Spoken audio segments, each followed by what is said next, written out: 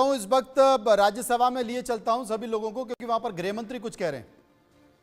नए नए प्रकार की आपदाओं का अनुभव होता है, कुछ छूट गया है, कुछ दुनिया की बेस्ट प्रैक्टिसेस है, और ये सारे चीजों को समाहित कर हम कानून में बदलाव करें तो इसमें क्या आपत्ति।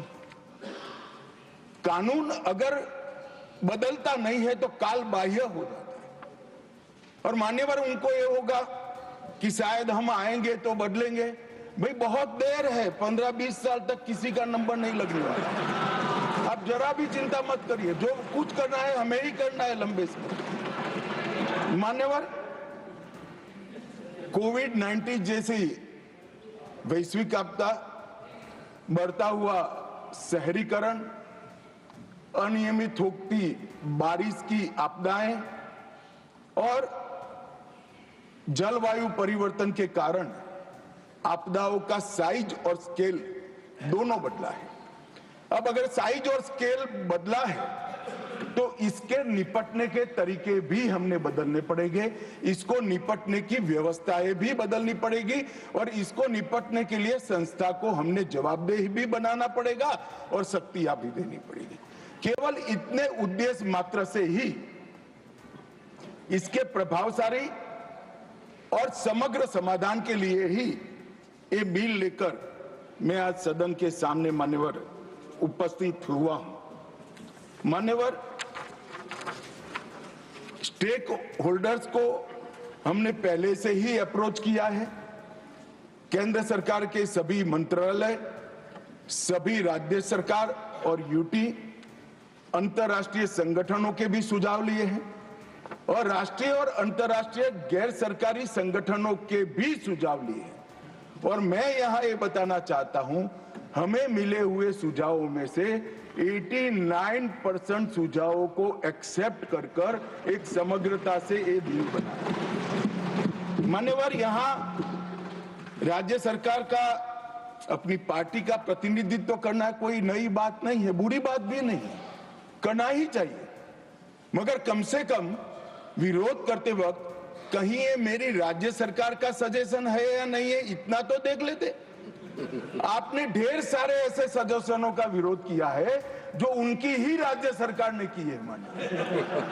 अब मैं एक एक कर सदस्यों को बुरा लगे इस तरह की कटु बात इस प्रकार के विषय में करना नहीं चाहता, मगर मेरा आग्रह है कि कम से कम सिर्फ बिल पढ़े बगैर मेरी पार्टी का स्टैंड क्या है, मेरी पार्टी की पॉलिसी क्या है, मेरी पार्टी की चुनी हुई सरकार की पॉलिसी क्या है, इसने क्या सजेशन किए हैं, इसको जरा देख ले तो एम्बैरेसमेंट न हो। मान्यवर, मैं संशोधन के विषय में जाने से पहले संशोधन के मूल कारणों की ओर जाना चाहता हूं। हम इस विधेयक के माध्यम से रिएक्टिव रिस्पॉन्स से प्रोएक्टिव रिस्क रिडक्शन की ओर जाना चाहते हैं। मान्यवर, मैन्युअल मॉनिटरिंग की जगह से एआई आधारित रियल टाइम मॉनिटरिंग की ओर जाना चाहते हैं। मान्यवर, और रेडियो पर चेतावनी की जगह सोशल मीडिया एप्स और मोबाइल की चेतावनी की ओर जाना चाहते हैं। गवर्नमेंट लेड रिस्पॉन्स की जगह मल्टी डायमेंशनल रिस्पॉन्स, जिसमें सोसाइटी भी शामिल है, नागरिक भी शामिल है, उसकी ओर जाना चाहते हैं। मान्यवर, डिजास्टर रिस्पॉन्स में क्षमता, तीव्रता, दक्षता और सटीकता, ये चारों को समाहित करने के लिए ये पूरा विधेयक बनाया गया है। और ये तो हम सब ने स्वीकारना पड़ेगा मान्यवर, 10 साल के अंदर जो परिवर्तन आया है डिजास्टर मैनेजमेंट के क्षेत्र में, हम राष्ट्रीय स्तर के साथ साथ रीजनल और ग्लोबल पावर बनकर उभरे हैं। ये पूरी दुनिया स्वीकार, और भारत की ये सक्सेस स्टोरी को लंबे समय तक बनाए रखने के लिए ये विधेयक है। मेरे शब्द प्रयोग को कोई गलती से न समझे, मैं सरकार की सक्सेस स्टोरी नहीं कहता, भारत की सक्सेस स्टोरी को लंबे समय तक बनाने मान्यवर, इससे एनडीएमए और एसडीएमए दोनों प्रभावी बनेंगे। राष्ट्रीय और राज्य स्तर पर, दोनों स्तर पर आपदा डेटाबेस का सृजन होगा। शहरी आपदा प्रबंधन प्राधिकरण के सृजन की कल्पना इसमें की है, जो पूर्णतः राज्य सरकारों के अधीन होगा। और 15वें वित्त आयोग की जो सिफारिशें हैं, इसका 100% इम्प्लीमेंटेशन के लिए भी इसका एक खाका बनाने के लिए ये वैधानिक ताकत एनडीएमए और एसडीआरएफ को देगा।